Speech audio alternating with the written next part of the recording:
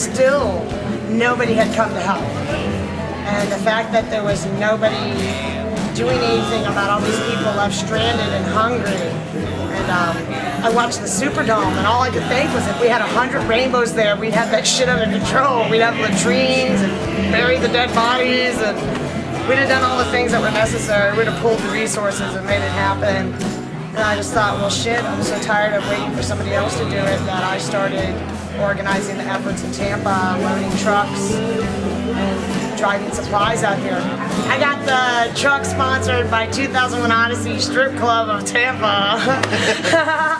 Yeah, I got the strippers to pay for the gas, and me and my best friend did the work and got a bunch of supplies out here. And I was standing at the stadium when RJ called and said, "Dirty Mama, we're on our way to Mississippi," and I said, "I'm in Biloxi. What took you so long?" There are a lot of people in temporary housing. There's a lot of people in trailers. There's a lot of people who still are trying to cook on camp stoves, if they have one. People still living in tents, and do they need to be living in tents?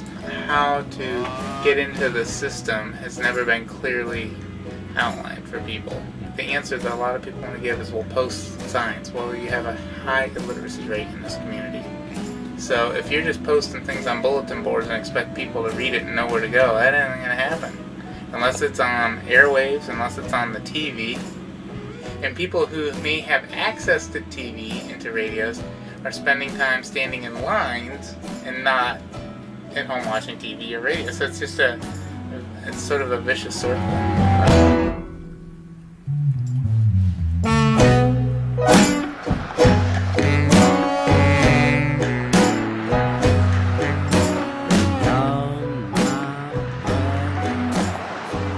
I'm Vermin Supreme, and you are welcome here at the Waveland Cafe. The Rainbow Gatherings, an annual event that we have every year in a national forest and many times in between, where we have up to 10 to 20,000 people out in the woods. We have up to 100 kitchens. It is a non-commercial event. It's feeding people in primitive conditions where they have no electric or running water, or pretty much just like a disaster area. The kitchens turn it into delicious food, and then they bring it down to the dinner circle, at which we may have upwards of 3,000 people sitting down for dinner, sharing food together.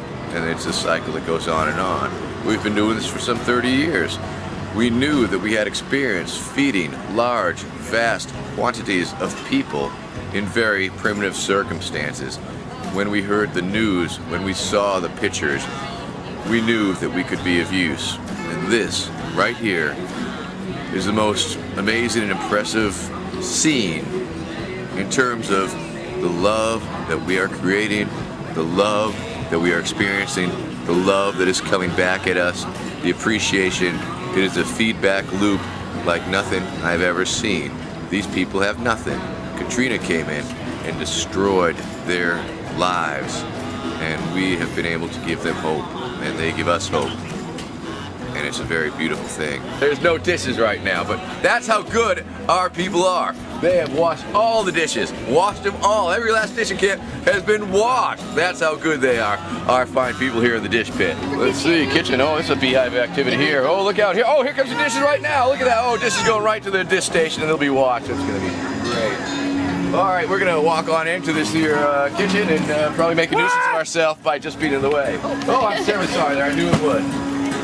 And once again, this is a kitchen. We have a real floor, we have real refrigeration, we have a real roof. We got like, oh my goodness, all this stuff we got going on here.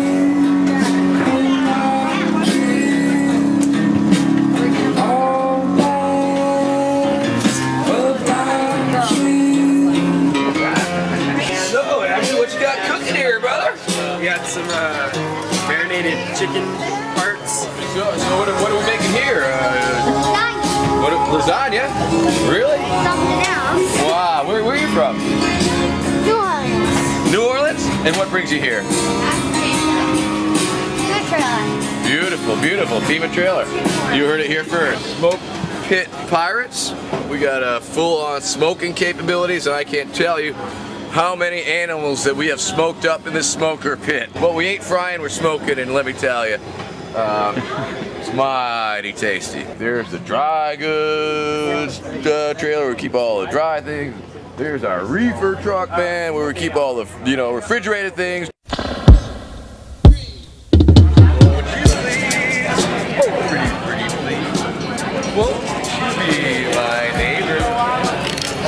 Food is a form of entertainment. It can be. It's a necessity, but it can be a form of entertainment too. So we try to provide real good, healthy, good food. Good, how are you doing? Oh yeah. What do you got in there? Well, good morning. We got bacon. We got a ton of bacon. Yes, we do. Oh, my goodness. Oh yeah. Because if you love bacon like I love bacon, then you're gonna love this bacon. Oh yes. Have a wonderful bacon-rific day, my friend. What do you got? I got some eggs right here. You want some eggs? It's egg time. Good morning. Good morning. Your favorite part of the entire line. The egg time.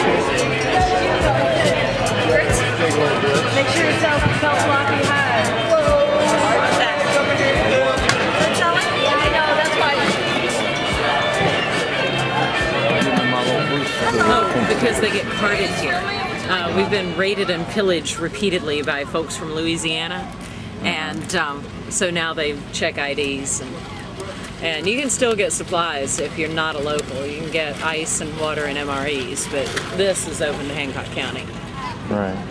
And this is soap, shampoo, toiletries, stuff like that. And then this side is food, bleach, toilet paper, paper towels. See, they wheel their carts by and help themselves.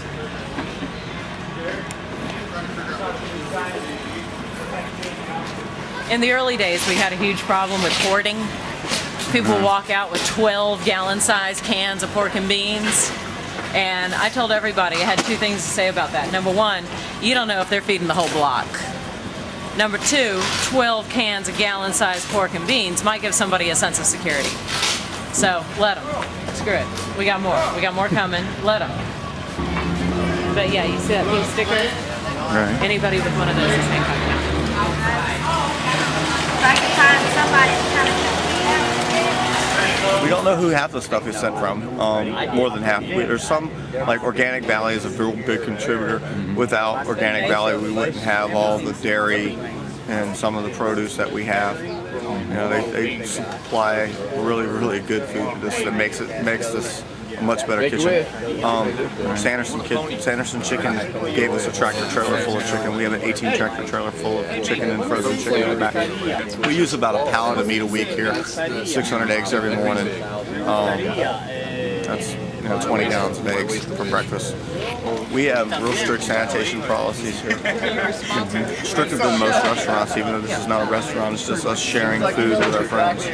Behind us here is the comm unit, and it is more spiritual in nature than the medical staffing community usually provides, with teas and massage therapy and aromatherapy and all that. That's pretty much more of what the comm unit's about. You got you that, you know, you got you all your woo-woo bells and whistles there for your healthiness, you know. Whether you believe it or not, I think they're making people feel better, okay? Especially massage. Oh, it's good stuff. Stone, we call him Doc Stone. He's not a doctor, he's an EMT. He's an EMT. Everybody calls him Doc because he just looked up to respectfully.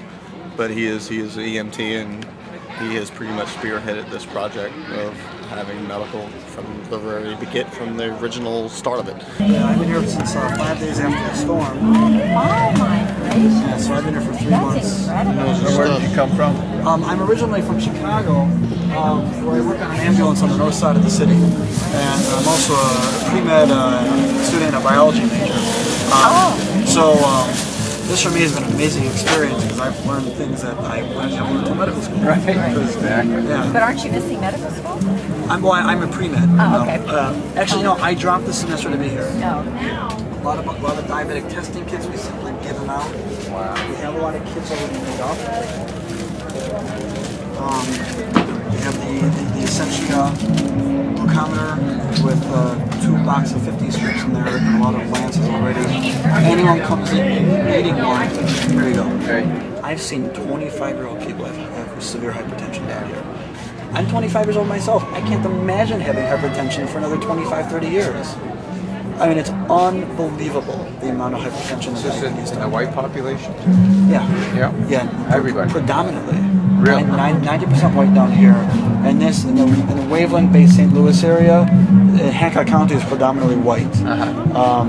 I don't have any firm numbers, but that's what it's been. 12th was a Saturday. We saw 40 patients. Does it give you complaints or just? Yeah, complaints, well, percentages and numbers. The 11th was 57 patients. Most common diagnosis is? Recently upper respiratory infections. Our average is between 40 and 60 a day, but we have been breaking 70 on several times a day. And it comes in spurts during the meals, because the kitchen here is extremely popular. People from all over come to eat here. It's really good food. It's really healthy also. So during the meal times, the line goes right past our front door. Yeah. We get a lot of people who just happen to, hey, do you guys have a doctor here? You know, that sort of thing. Right. And we end up hooking them up with $200 worth of pharmaceuticals and you know, getting their diabetes under control. A hub like this, and then it'll have like 8 or 9 smaller kitchens that it feeds as it's distributing around a surrounding area or throughout a whole county. We have several smaller kitchens in the neighborhood, and we direct them here for the big fun events, but they have food delivered closely to where everybody is. It keeps everybody, because people don't want to leave their slab. They want to stay there and live on it. That way, if they had it closer to their own little community, their own little neighborhoods, had their own little kitchen, then we refer them to here so they can plug in and get work done on their house, get in touch with FEMA, get in touch with all the people they need to contact.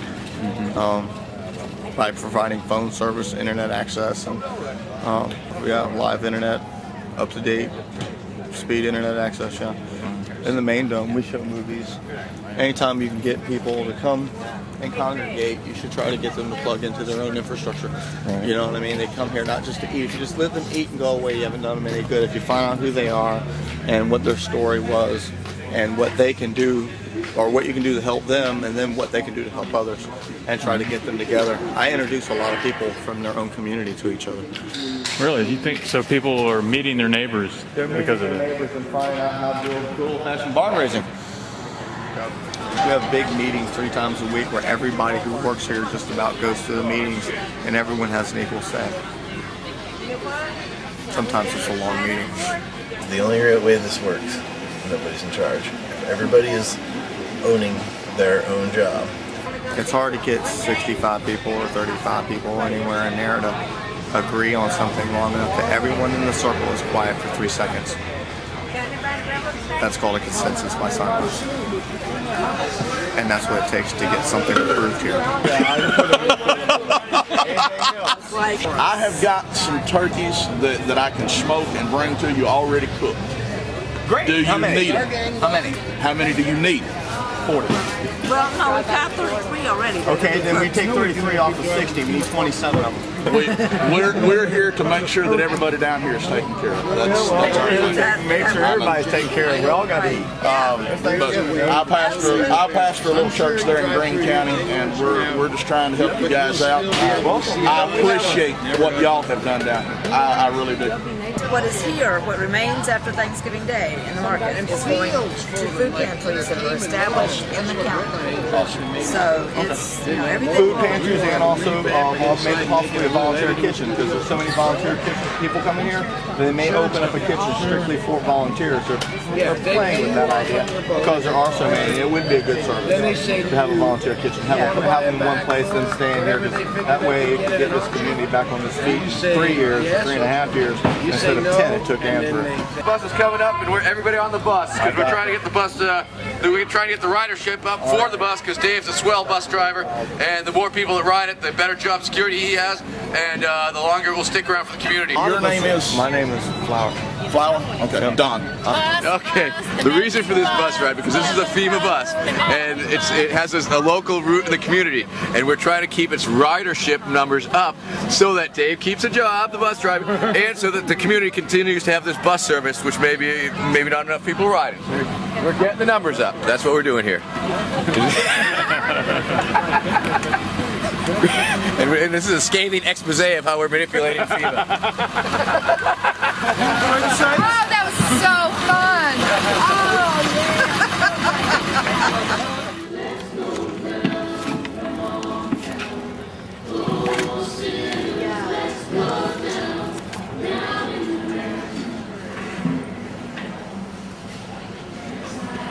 I mean, 30-foot storm surge here.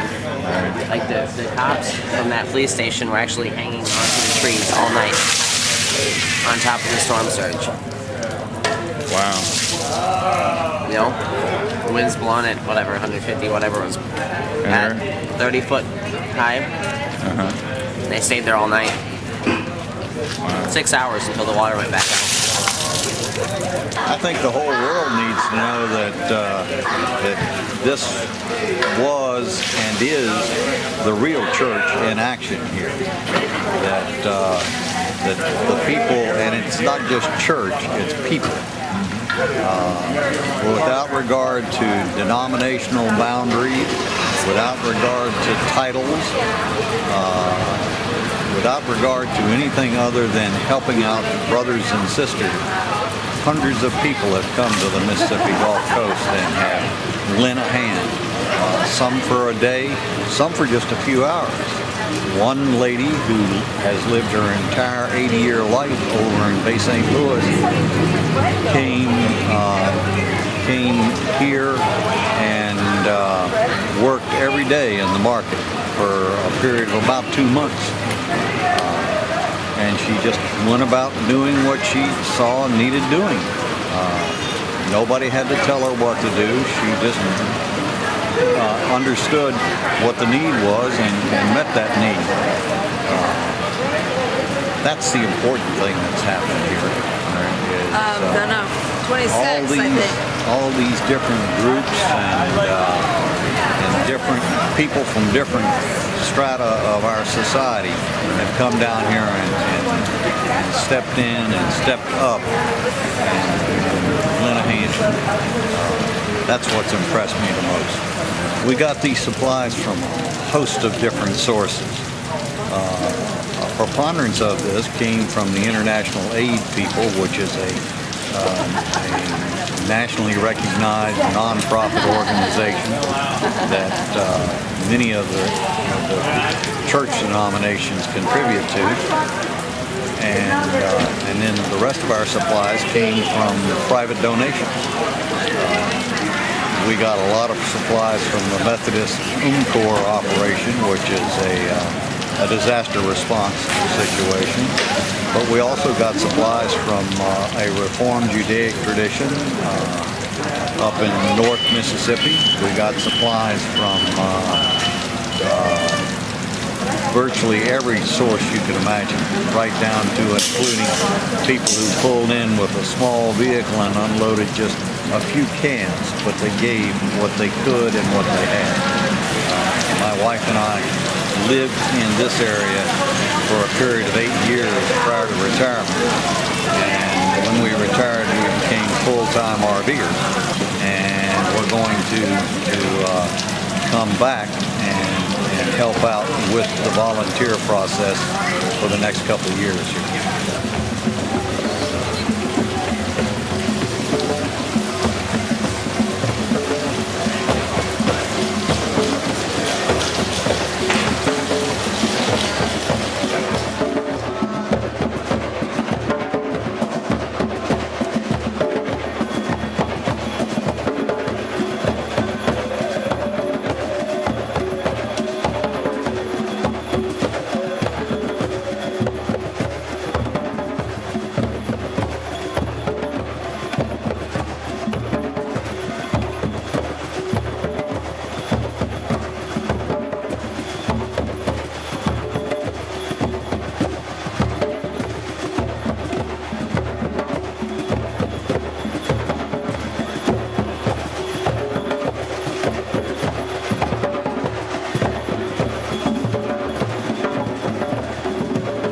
So you live here? We do. We live in Bay St. Louis. Yeah. How did you fare the storm?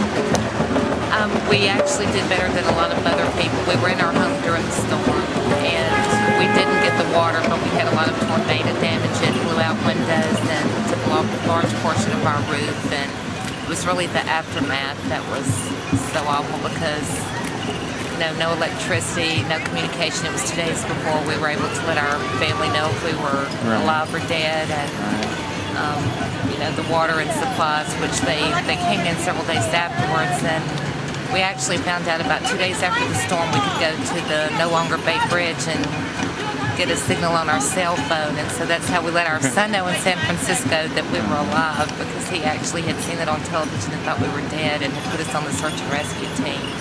And about 5 days after the storm, some family came in and actually evacuated us out. So, but we came down each week checking on things, and then we finally decided we were homesick and we would just come back home. And then we came, and all of these wonderful people were here, and how you thank everyone for what our country's done, I don't know. And it's the people, you know, and all of these beautiful people from the Waveland Cafe, and what they've given to us we can never repay. I didn't go there and get a lot because there were people who were so much more destitute than I was. Right. But I had heard so much about them that I actually just wanted to go down there and meet them and see the people that were doing all of these wonderful things, because I know that Hancock County could not have made it without what they have done. And to give us this parade, it's just really beautiful, you know. You ever had a parade like this before? No, and I think they're fabulous. They're the most beautiful people that there are. They are absolutely fabulous. The love that they have is just unreal. They're beautiful. That's all I can say. Hey, how y'all doing out there? This is the parade that we promised you, and this is it right here. The first parade since Katrina leveled this town. And we are bringing a little special excitement and beauty and color to this otherwise desolate wasteland. So send some money down here, send some energy down here. People are still hurting.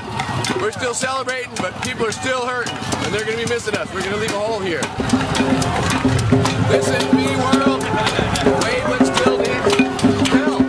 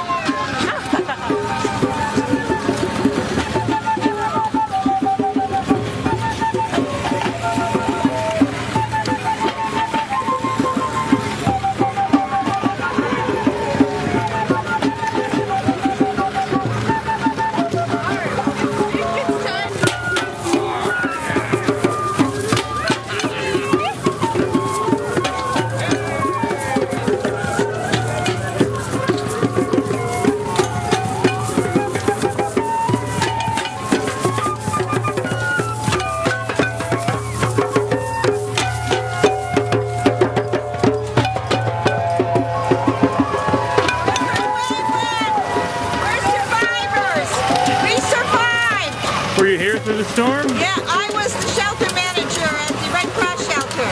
Wow. You don't like these hippies, do you? Love them. I'm a hippie. She is.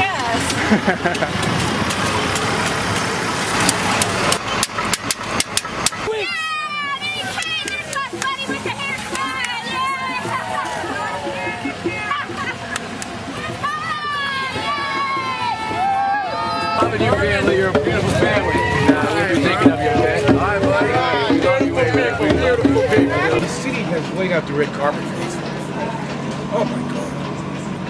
I mean, there's a quick story about how we were distributing flyers for the parade, and we went over to the city hall to give out the flyer, and a woman came out of the head of the city hall and started like really ragging on Aaron. You know, what are you doing? Who'd you talk to about this? We haven't decided anything about any parade. Just giving him a hard time. And then she said, who's putting on this parade anyway? We said, the Waveland Cafe. And she goes, oh, of course, sure, what do you need?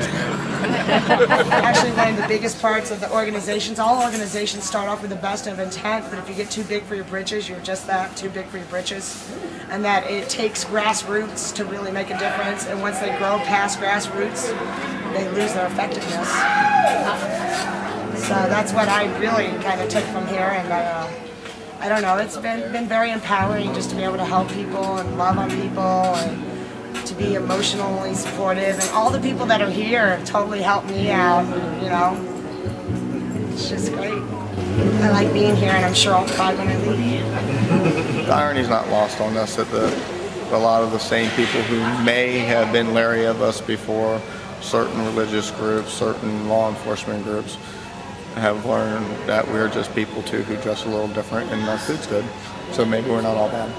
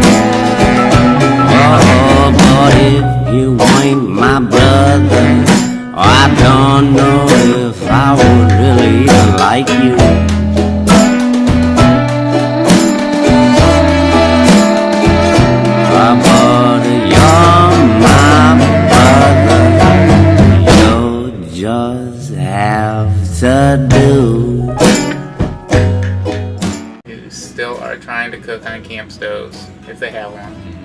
People still living in tents, and do they need to be living in tents?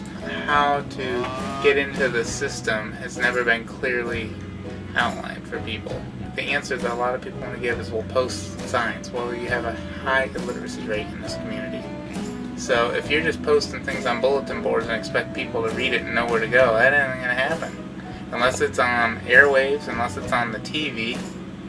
And people who may have access to TV and to radios are spending time 10 to 20,000 people out in the woods. We have up to 100 kitchens. It is a non-commercial event. It's feeding people in primitive conditions where they have no electric or running water, or pretty much just like a disaster area. The kitchens turn it into delicious food, and then they bring it down to the dinner circle, at which we may have upwards of 3,000 people sitting down for dinner, sharing food together.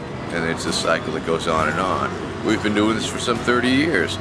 We knew that we had experience feeding large, vast quantities of people. Standing in lines and not at home watching TV or radio. So it's just it's sort of a vicious circle.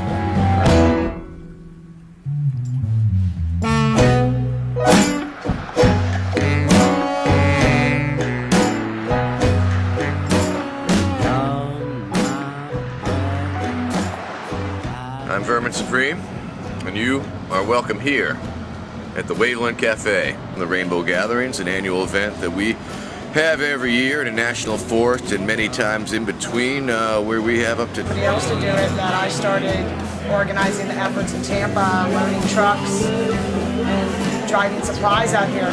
I got the truck sponsored by 2001 Odyssey Strip Club of Tampa.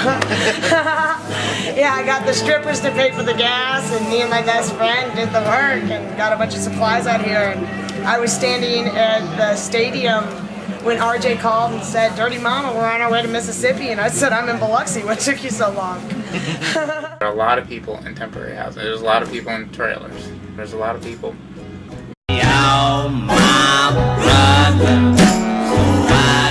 I was sitting on the couch like 4 days after all of this had happened, and still nobody had come to help. And the fact that there was nobody doing anything about all these people left stranded and hungry.